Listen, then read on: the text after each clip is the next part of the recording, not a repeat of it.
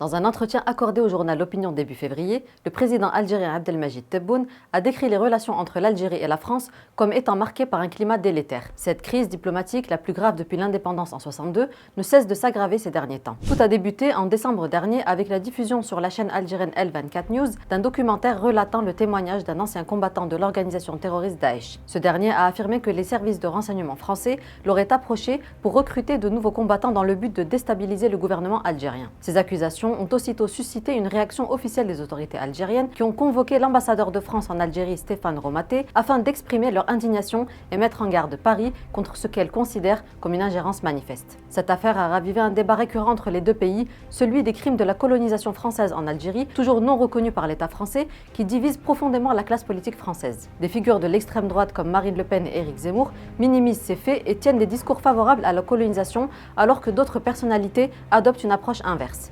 On a une dette morale à l'égard de l'Algérie, parce que la colonisation est un ensauvagement, comme disait Aimé Césaire.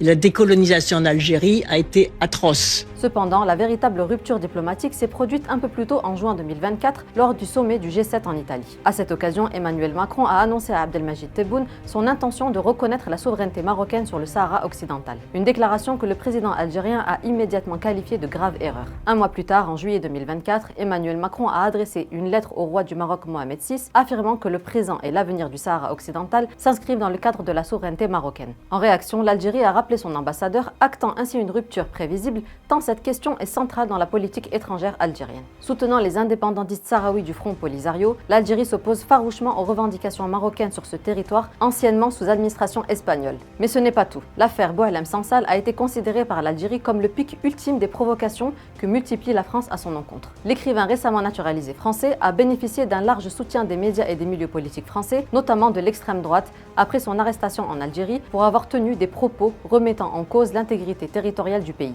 Il aurait affirmé que l'Ouest algérien appartenait historiquement au Maroc, ce qui a été réfuté par l'historien français Benjamin Stora, qui s'est opposé à ces déclarations, dénonçant des discours révisionnistes blessant profondément le sentiment national algérien. D'autant plus que Boualem Sansal a été vu dans une vidéo en Israël, tenant des propos favorables à la politique de colonisation menée par l'État hébreu en Palestine, séduisant ainsi la droite et l'extrême droite française, pourtant historiquement marquée par l'antisémitisme. Face à ces provocations, l'Algérie a pris plusieurs mesures économiques et diplomatiques en réponse aux actions françaises. Elle a cessé d'importer du blé français, adopté une loi visant à traiter les conséquences des essais nucléaires français dans le Sahara et mis un terme à l'envoi de patients algériens vers la France pour les soins médicaux. De plus, un vaste mouvement de boycott des produits français s'est propagé au sein de la population algérienne, témoignant d'un rejet grandissant de l'influence française, s'inscrivant dans un contexte plus large où la France voit son influence décroître en Afrique, concurrencée par des puissances émergentes comme la Russie, la Chine et la Turquie. Pensez-vous que la situation finira par s'apaiser ou au contraire s'envenimer davantage?